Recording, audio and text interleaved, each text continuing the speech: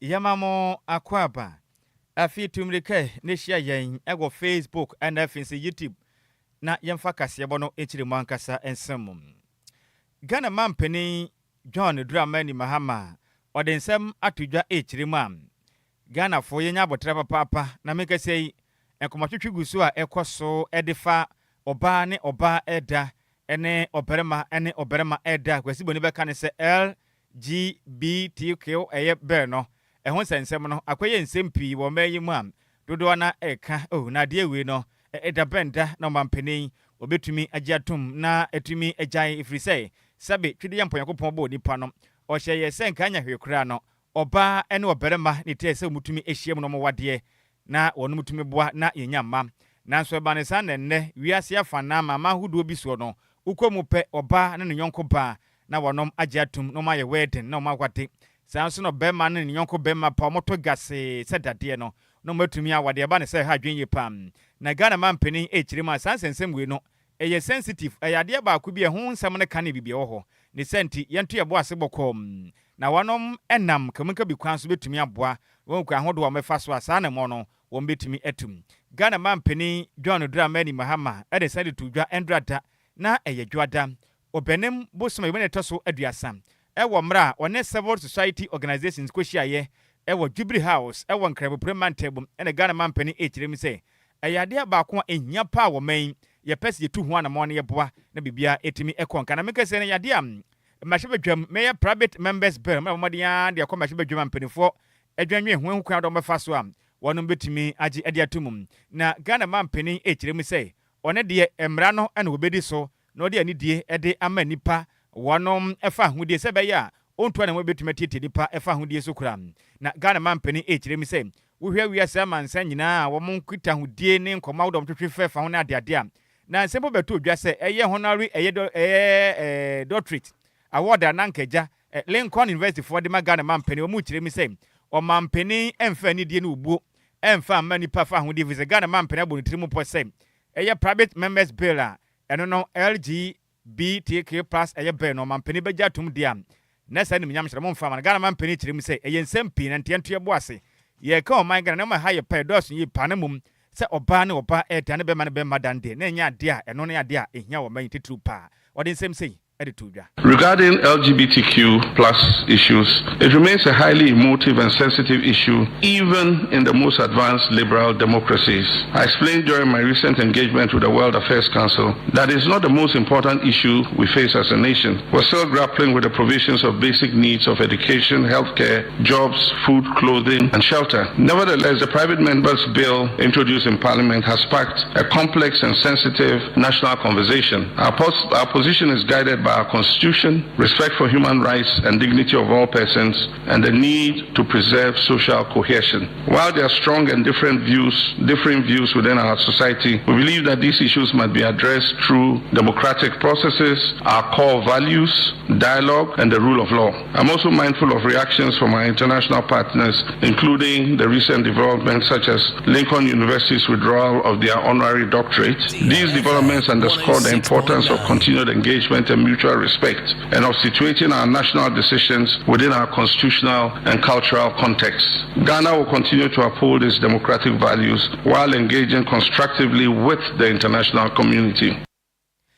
Nekwa kramo no ena Ghana mampeni peremo puata John Dramani Mahama etwa ne kasa so na wo kire mu am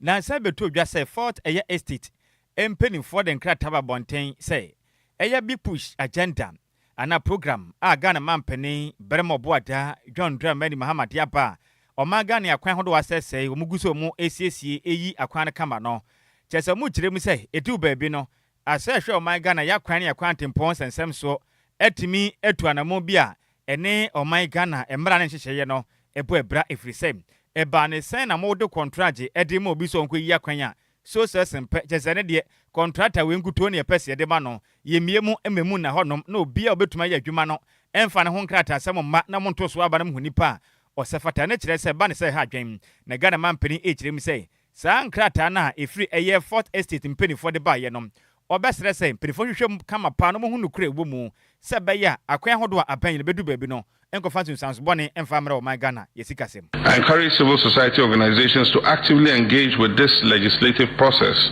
offer constructive inputs, and support public awareness when it is enacted. Moreover, I encourage you to collaborate with government to oversee public projects, monitor budget execution, and enhance social accountability mechanisms. Together, we can rebuild and strengthen public trust in our institutions.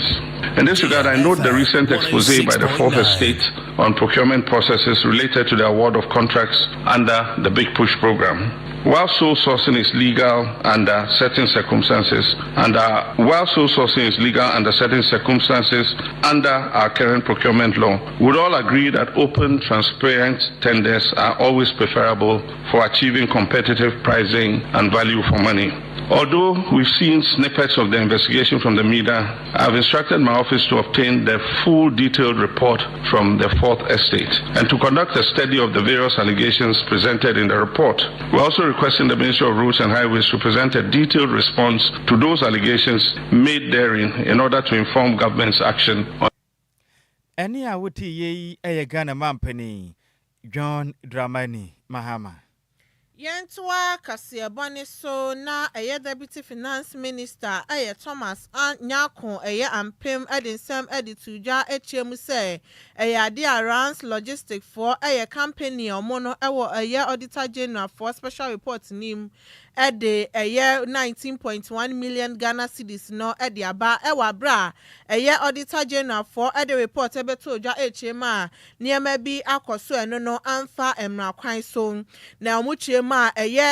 omutoto mo eni eburo ni bi omu wa green plant way program na eno koso no na seni akechia no esifa koye na bi wo hono man akechia na bro so ebi nso ha mo no seni ba ye na nya sa ho sika ana mo je ye na chese sika no bebre na ana akodi company no ensem enti company no ede 19.1 million Ghana cedis no ede abrewom ewa bra mrashebedjem public accounts committee for ebo modern aye sombe hwehwemu ede afa reporter Auditor General for ede ebetuja na omokasa ewo public accounts committee for enim Endra Adjoa obenembo somne de toso eduasa ewo mfimpi mienu ni aduonu nsia ni mu ana deputy deputy minister ede ma finance ampem nyako ekasa ana ochemu se twa ya omachie chese ya de omonso ebo modia so betimi aboga na ye niema so eho ban ebaga na japade ne niema ekoso ni betimi abo oman na wo so mutimi hwen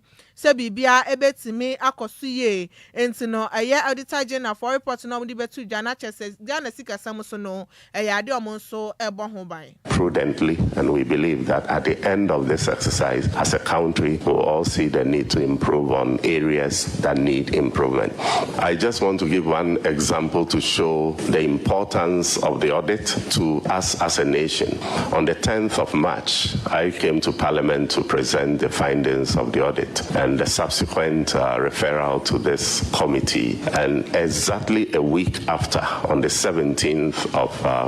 of March, one of the companies that were identified to be associated with some of the infractions has responded. Rams Logistics was the company that was stated to have been overpaid for the transportation of grains. Exactly a week after the presentation, the company has gone ahead to refund 19.1 million cedis to the state. And if you look at the audit revelations, it is not just the 19.1 million cedis that was cited. It was also stated that the company was paid with rice in excess of 7 tons. So we are expecting the value of 7 tons to be also 7,000 tons, metric tons of rice. We are expecting that as well. The Attorney General is working with his team to recommend the right course of action for all these infractions that have been identified. So this is to show that the audit was necessary, the audit was intended and is beginning to achieve its purpose of saving and protecting public funds. Thank you. Deputy Finance Minister Thomas Ampem Nyako. Yentwa Kasiabone so ene yemwure mo my Ghana adwadifo enkomuku ahoto omkokoa pipam na coalition of major trade and freight forwarders wɔde mu adwa paa na ekuo ba kwete omanim Ghana Institute of Freight Forwarders wɔde mu adwa na wɔn de adesere de ato Ghana mampeni na afi wɔn ka bie wɔn anim sɛ wɔn masere wɔn ada ɔman Ghana dwadefo tukwan ɛkɔ amonone ɛkɔfa nneɛma de ba ɔman nyim titiriw wɔn mu defense so no bedu tama port pɛ ɛsɛ oyi nneɛma no na wɔn mu kyerɛma nansen wɔn akɔfa adeɛ bi di aba wɔn frɛ no ɛyɛ publican AI system kyɛsɛ ɔde nneɛma no beduru pɛ ɛno abɛdwere ne ti kama nneɛma ade ba yɛ ne boɔ no ɛyɛ sei nti sɛ na ɛsɛ utua de ma ɔman Ghana na ekuo no ɛndrada na wɔnom ɛfrɛ nsɛntwerɛfoɔ nhyiamu ɛwɔ tema na ɔtwatwerɛfoɔ panin de ma GIFF ɛyɛ Paul Kwabena Mensa ɛkyerɛ mu sɛ ɛha adwen paa na Ghana mpanimfo du baabi a mopere papaapa mopro nneɛma a moyɛ yɛnhyɛ dɛ ɛho deɛ mopɛ sɛ mokyerɛ ɛde adea ɔma yɛtimi sabe enipa ɛna ɔbɔ adwuma wɔ tema port ɛhwɛ sɛ sabe obi de nneɛma ɛfɛ ma no ne aba ɛbuo sɛ na ɛsɛ wotua bibia da kwan mu kama na wakɔ akɔfa publican AI system de aba adeɛ tita adwadifoɔ pam ɔpani kyerɛ mu sɛ saa publican AI system na ɔmode aba no ɛtete ɔma Ghana adwadifoɔ papaapa na ebi sɛ nso ɔpani ɛde adeɛ pa na ɛha Ghanafoɔ nti woka ho asɛm na mmerɛ na ɔkasa ɛde agyina mu deɛ ma nnwumakuo ahodoɔ a aka no yɛ Ghana Union of Traders Association Sansan Association of Customs House Agent ɛyɛ Ghana ɛna afei nso Customs Brokers Association of Ghana ɛna Mr. Mensa ɛkyerɛ mu a sɛ ameka sɛ wohwɛ ɛkwan ahodoɔ a ɛyɛ publican AI system no ɛde ɔman Ghana adwadifoɔ fa soɔ na ɛhu papaapa bi sɛ nnɛ sɛ wokɔfa ne ma ama no ne ba kyɛ sɛ boa saa AI system no bɛto ɔpɛmpɛm no wontumi ntua o wobɛkɔ wakyi asan ba aka ne sɛ nneɛma ade ba kɔfa ama no de ba no sɛ wotua 150,000 Ghana cedis nnɛ woahwɛ a wobɛtumi atua ɛyɛ 600,000 6 billion ɛnyɛ asɛm kuma nti ama nnɛ Ghana ne kɔfa nneɛma a ɔmpɛ sɛ obɛyi wɔ tema port ɛfiri sɛ AI system no ɛtete Ghana adwadifoɔ yi pam ɔpani kyerɛ mu sɛ ɛnam ne sɛ nti obi kɔfa nneɛma no de bɛduru port pɛ sika no ɔnnya ntua na demolish akyɛ no ne mpirifo bɔ dodo nkomi na ɔmo afa ne man de afa akɔkɔtɔn wadi fofofo nti sɛ deɛ ɛkorɔ no ɔban mɔ ne ho mmɔden na ɔnyɛ mu nsakyerɛ mu ɔmo kwan na akane kwan pa mfa so adwuma no mfa so saa ɛnyɛ ne pɛpɛpɛ sɛnte saa pa no mba mo de ɔmo ho de ato saa yɛ publican AI system no so bɛha dwen ɔmo baba na wɔtwe yɛkɔ akɔdi Easter yɛba pɛ na saa ban anyɛ mu nsakyerɛ mu a ɔmo akɔtena fie ɔmo nyɛ adwuma bosom du so ɔmo agya ketua na mpirifo hwɛ ade a wɔnom apin ho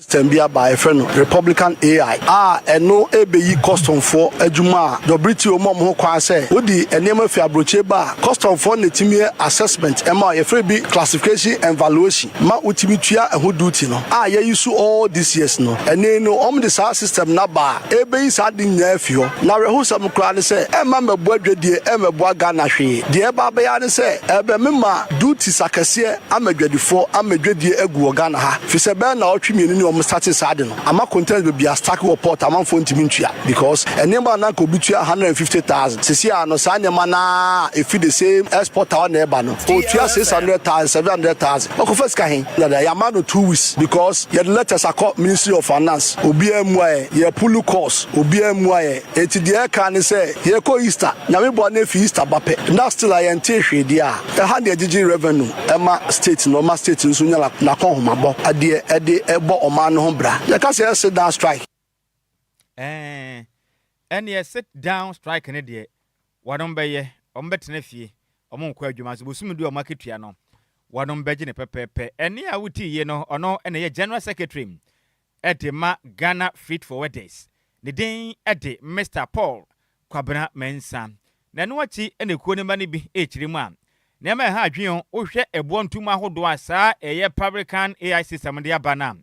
Enya semkuma asaya hodo pi department NF so agencies ahodo pi na ne nema bo den de anchese ode kofo ha okese pam ede abeto adwadifo so amadwadifo anima suam papa na empenefo kirem se wonde ombesre Yesu Kristo oba bewu asode ede omoko Easter na mom omokodi Easter ne ba pe na se Yesu asode pa na empenefo anya hohwea wo meyo ye kire wone mu kirem se ka wodo beto adwadifo so wonde no wonom entumi ntua fi se ne empenefo aye nhyehyeye se empenifo awda mo ya adwuma wotama port ho no mo no se obedi na mafia ba no ne ba na se moja ne tu bibia na mo hwe oni kai se otua no okwa kotua sika na mo hwe na se ye publican AI system no bo no de ba ne se so a momfa no emfa dwadini no ne mo se koba se mo ankasa mo de amobeye no se no so sene eye publican AI system ne dia momfa mo de nya adwuma na se we mpanifo akire mu a na chese sika na no mpeso mo gi free Ghana for ma Ghana for dwadifo ho kire wo nti o ma nya ya ebegu Ghana adwuma bedu baabi no obi ampo ne fa nyama emfa no ma emfa eyetama port wo kwa kwayi mo man nya sika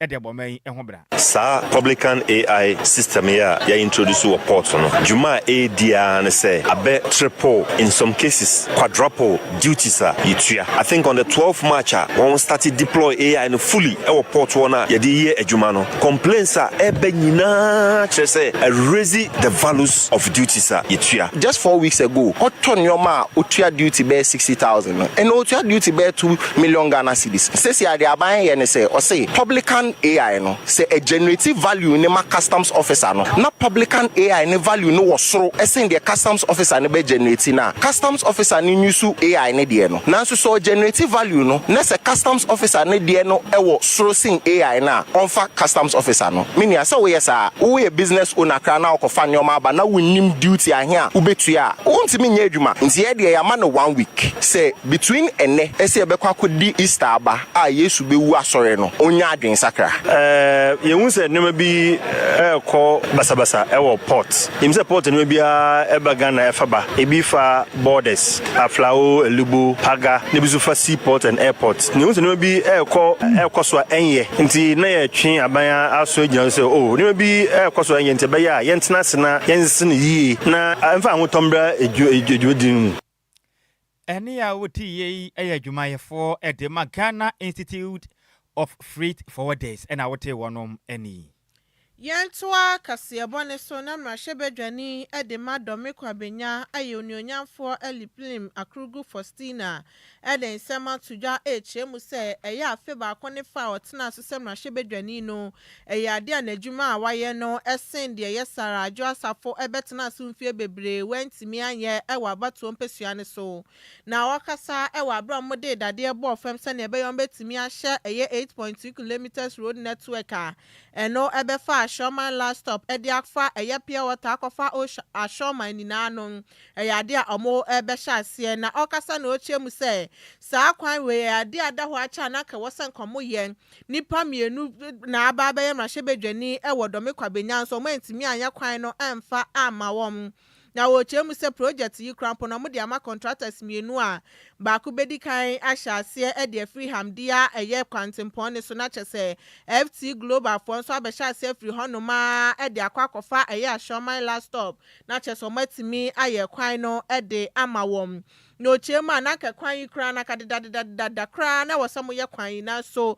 eye mrashebedwafo mienu omo betena so ampembua o ma mbeye ne mapapa bia e wa bato mpesua ne so na emomo no de oba ye de ne eye omampani etimi atwetwe nkomon ama omampani ehye se road minister embra eme inspect eye site no head ne eme ekoso wo honom se ne ebe yo betimi ahye project na se the project na ya de omo hye asese ne ebe yo me kwan no e de ama omanfo omo nso ewo domekwa benya eye abato mpesua ne so na okasa bie no chemu se ye obene mbosom ni de toso mienu krampo no eye ade osan so edidade ebe ofam se ne ebe ya o metimi ahye kwan ase ewo ye musuku Grand Star eye nema kwantempon ne so se ne ebe ya omo so no ekwan no ebetimi adem NDC MP which say NDC for ye jumawura ya papa John Dramani Mahama or ye jumawura na sa kwan ye mra na me share me campaign ase no ye esu a residents a esu egumi so say metimi ye akwan we mo a ebe ye omode yenim say MP saba 2004 wakokwe senior ba ye 2012 Adjoa Safo ba ye omo nyina ba ye omo ntimi anye na me maba no mabeye which say NDC no ye car ye na 8.2 kilometer road ya shase no contractor na ma yehu say by 18 months no mo wie na ebe shase free Amedia old Ashoman to Ashoman last stop into no mesre residents say emre no so a nkofo mo sisi nyama emfata wo kwan no so omoma kwan na contractor no enye omo adwuma yi na so mo beka ya the state of the constituency address na me maaye no me hye me bo say enche bia contractor no be ba side ampara ene wa ba side na blekusu kwan no to kitase no eye kwan a omo shase omo jai metimi akolobi ama enemi ni mukasa contractor na yeden aba site Enquires road enche bia so no de Enquires road no ehya free kwabenya tipa station call through so academic city university no Abuba police station no and so enche bia no they will start to come on site into no yanko sumbo mpaye na yenya didie ewo emu any government no na enche bia no other roads no ebeba na domi kwabenya Eni ya uti ye mrashebedwani edema domi kwabenya yoni onyamfo Eliplim Akrugu Faustina. Nanuachi Anaga East Municipal Chief Executive Edmond Agbo Ekasa no chemuse project ne kra yade o masha said dada se no mde contractors no the excavators ahodo no so ade akosite ne so mo hwe so mo betimi ahase aye kwan na ne coating ene so mo betimi atratre gatas ni mu na se ne be ya nsuo ebetimi afamuye. We've done the scissors cutting. You can see the excavator dredging. And they are beginning immediately with the covert to expand the area so that access of water can have free flow because we are in March. The rains have started. So the earlier they get this thing sorted out, the better. And you can see they are full of action. Equipment are here. So we'll do that. It's a full assurance. Now, if you ask in the end, Honorable MPRC and His Excellency John Dramani Mahama, say, wait here, Fred, and I see baby. Enia uti ye Eyega East Municipal Chief Executive Edmond Agbona Maniboye Nsemchoni Elvis Kuma Samson ana debesomye. Yan toa kasebo no so ene yanko so anyina mu ewo nkran pumpune mantemom. Na make say empenifo egu ejina mo na so a wonom ebo adwumaden ma Accra ekwapem eyetema motowe kwantempo no wonom atumi atretere mu kama na boa sebeyam ekwantifo ho beheha wo mo pam. Na mpenifo chiri mam Nyankopɔ ya adoma osana abosom de toso emienu ewo mfempem mienu ne aduonu nson mu de mekire 2nd August 2027 na kwantempo no wonom atumi awie kura ne nyina ne sei eka bia da ne da ho no abanya hwe atue ne nyina contractors eguso ekwan wonom etwade atum kama pama de hia wonom efatama motowe ne so no wonom ho atimi ato wonom na resemu nsem nyina na babeto dwamra project manager engineer Ben Saki emra no owo site awo ye adwumaden no so afo am ono no hwe o man Ghana yakwan ne yakwantempon sensem so oniminyamfo kwame Abuja governs ekopie mu one o kwantempon no so e wone ebradei openim boso me wone toso aduasa baako e won fempim ne aduonu ensiemum na osoafo no hwe o man Ghana yakwan ne yakwantempon sensem so ekirem sem o hwe adwumade na mpanifo di na Ghana man mpanimpo di ka to dada so hwe anim se yakopɔ ya adoma emfempim mienu ne aduonu nsom na kwantempon ma wienti o wani som se ekwan no empanifo betumi awimo adehye mofa eyetema kwantempon no so no obia ho atimi atonom na krababremantemu ene tema kwantempon no empanifo hyase de ma contract ewo eye opepon bo semene toso mienu ewo mfempim mienu ne aduonu enemu na kwantempon ne ye eye 19.5 km eye project a empanifo eye besa mutumi bo apa na kwan no eye kama sebeyam tete kwashi wana about akopemtema wana about no bibia be ye kama sebeye kwana da ho acha empanifo tumi ye no wombetumi ayi sa pampim no ede afiri honom na wode mu kirem sei tisi amekese de contract na wadi sum sei ebo ahodo ma hye no Nyankopɔ ya adoma eye osana aboso etoso mienu ewo mfempim ye na aduonu nson mu de na kwan no wonom apraprachiri eye wiekura is a critical timeline on the president's major project 2027 to complete. So if it's August 2027, that works perfectly into the president's timeline. So we just encourage you to support them, whatever it is. If there's anything that will change this, please let highways know immediately, and we'll take the necessary action to mitigate those challenges. So far, the president's commitment to this project is, first of all, to give opportunity to Ghanaian contractors. You remember, even when we were in opposition and this was awarded to Motor Angels under PPP, we thought once GOG or Government of Ghana is the one who is going to pay, then that this project must be given to a Ghanaian contractor. What we see here is no inferior quality than any contractor from Germany or Britain or China or anything. This is Ghanaians building their own infrastructure, and that is the point the president is trying to make. It retains the value here. It creates an opportunity for us to transfer knowledge amongst ourselves and build the capacity for even bigger things in the future. So we are excited that we haven't seen anything that makes us have a concern in terms of quality of work. It's as good as any work any contractor globally can do. So we are excited about that. Any awuti ye yoswa for no hwe o Ghana yakwan ene yakwantempon ensem so the den edonimnyam for Kwame Governs Abuja ena wote ni yenyina we so yɛn kan ma dwenkyerɛ ni bi emfa nsomo ɛwɔ Facebook no ɛso na me wo fa se Mohammed Prince edi aba na wɔso ma ya ha o Nhyiraba Kwadwo Sammy bi ene Adjoa Agyei Sikapa kase bɔ ne mu ɔde pa na enam ɛyɛ gomu akukufu na okirema oto ado na Ghana Black Stars coach omapam no ne mɔne monso ani ne bibia yɛ basa nti omapam na eno anom mpanipa foforo obetuma yɛ adwumaden na wɔnom fa adwuma no emfa enhye ne nsa we yenyina we sina kase bɔ ne yemu no ko mu na mpene sesabia bɔ bi gyagya nya ne kwanti awoda bi aba yɛnti firi hɔ no mwam na yɛnso na Adjoa Siki na pamfo metoa dwumadi ahodo a ɔmahyehyɛ ne mu odesa no manam dia dwumadi no wɔnom emfamra emesom yɛn na birthday dika no ekɔdiama ɛyɛ Atina nana ekua ofori okɔ school Jesus Case ɛyɛ day center no watonsu agogom na wei efri ne papa Desmond Ofori ne maame Francisca Opoku ɛna afinsu junior ɛyɛ grandma ɛne nantis nyinaa se wɔnom ɛma na wodapa ɛna afinsu ɛyɛ ne uncle Alex ɔmota na chipa ne twede amponyankopɔn ɛyɛ nadom na ɔde afeba ko ɛde aka ɛyɛ Atina nana ekua ofori a omoda na se panyankopɔn kɔso anya ne kɛseɛ okɔ school ɛwɔ Jesus Case Day Center ɛwɔ atonsu agogo nyame nhyira ne pina woda no onya ne sonkrokora happy birthday once again me wofase Atina nana ekua ofori nyame nhyira opinu awoda no onya ne sonkrokora emfama Master P ɛna de ɛbaayɛ na de ho bio ɛsan akɔ ɛdiama ɛyɛ Randy ɛwɔ House of Dear Fan Club na wei efiri wankasa wo yire wo hokafo ɛna afi wo mofra ne nyina no wawofo ɛna afi ɛyɛ ekuo ne nyina wabusua nyina ɛyɛ Lesser Pretty ɛna afi Mesa Asante wɔn mu nyina kyerɛ mene ɔmo celebrate papa ɛna afi nso House of Dear Fan Club ma ne nyina no ɔmo kyerɛ ma twede yampɔnyankopɔn ɛde afe baako de aka wo mfia ho a Mesa Randy yankopɔn nyɛ okɛseɛ pa kokwa mu mpa be wabɔna yankopɔn ontie kokwa mu na ɔnyɛ wakoma so ebisade nyina emfa ma happy birthday Enquires from Mr. Randy of House of Dear yankopɔn hyira opano awoda no onya ne soronko kra na de edi hobio no efiri mu ofase Barbara Kranten ho na ɔsɛ ne ne twetwemutwo baako ene na awoda enti awoda ekɔ diama Mr. Mensa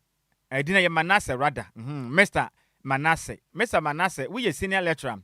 in the University College of Agriculture and Environmental Studies honom na we senior lecturer now muchiremene may the Almighty God bless your new age with long life, prosperity, good health, greater success and many more reasons to celebrate.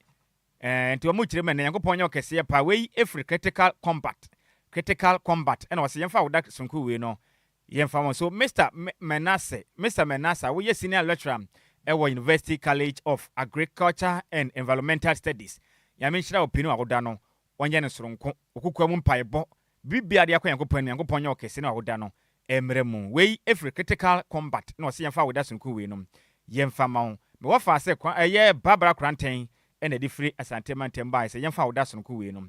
yemfa emam na sanso na ne eye financial secretary edema Dear College Association ku no ene din edina na hima Millicent ohene na hima Millicent ohene ne wawoda yankopon hyira opi no awoda no onye ne soronko kokwa mpa ya wabɔ bibi biara wo hwe yankopon anim kwan sɛ wonyama wo no yankopon mrɛ na de wabɔ mpa ya kokwa bia no onye infamon happy birthday na hima Millicent ohene yankopon onye okese na woda no onye ne soronko kora wei efri comfort mati na ɔse yemfa woda sonko wei no yemfa emansika. Yeah, happy birthday we so ediso kwa mami mate Emmanuel Akwasi Asante Nyankopon onhwa na onya okese onyi ufra dumu enkwa adumu no ntutu anamo ni na NCA so di mfie baako ede aka wo mfie hu onye wakoma so ade ni na emfema na bibi biara eda wani so Nyankopon bo a sane ebe ya obetimi ayenti. Happy birthday once again Emmanuel Akwasi Asante. We are near now with an acasiabo no yem fancy, a musamufo ni ya maze, me belentine se mo ema yen. Me offer se champion Taylor and Effie, Michael se, Eddie Kupi mum, ewo Facebook and Effie iti macasiabono, when ye be yem. Mr. Samuel Aqua, the Draborman is a DJ Zigibi, etching chim, Casafin from my Edison ye. I can come for yem, you know, a damage so your offer, or see a dear the one at Nhyiraba Kwadwo Sammy bi ma hoteden ene bantwere bona na otafirija mene Adjoa Agyei Sikapa. yes also a na Adjoa seki me wofa ase akire mo hima obeba betena se na bedwafo ode dia adwumadie no aba besme mu nyina mo enitia ade hye. Give us P capsules. Give it to me, baby.